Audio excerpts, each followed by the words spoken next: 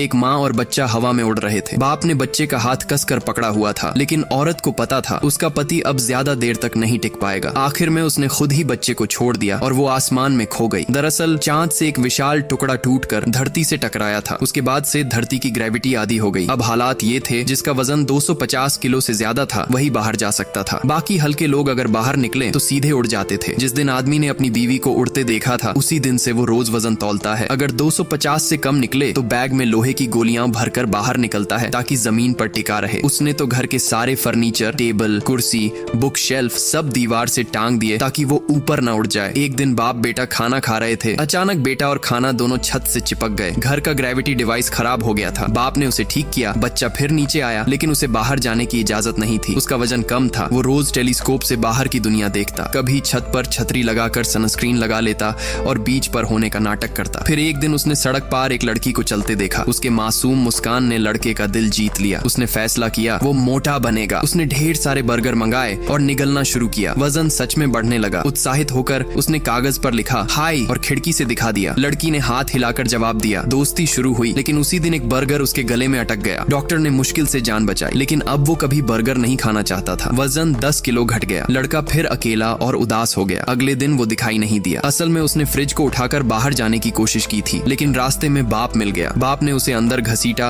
और सारे भारी सामान छुपा दिए। 20 साल पहले उसने अपनी बीवी को उड़ते हुए खो दिया था। वो अपने बेटे के साथ ये हादसा दोबारा नहीं होने देना चाहता था, पर देर रात उसने चुपके से एक ग्रेविटी शूज बना डाले। सुबह लड़के ने जब उसे पहना, बैग में लोहे की गोलियां डाली और जिंदगी में पहली बार घर से बाहर कदम रखा। वो हिम्मत करके लड़की की तरफ बढ़ा, एक गहरी सांस ली और फिर अपने जूते का ग्रेविटी स्विच बंद कर दिया। अगले ही पल वो आसमान में उड़ गया। बाप घबरा गया, लेकिन तभी एक जोड़ी हाथों ने उसे थाम लिया। उसने आंखें खोली। वो लड़की थी और उसके चेहरे पर वही मुस्कान थी, लेकिन इस बार लड़के के चेहरे पर भी। दोस्तों, अगर आपको ऐसी दुनिया में रहने का मौका मिले तो आप किसके साथ रहना चाहोगे? प्लीज कमेंट में जरूर बताना।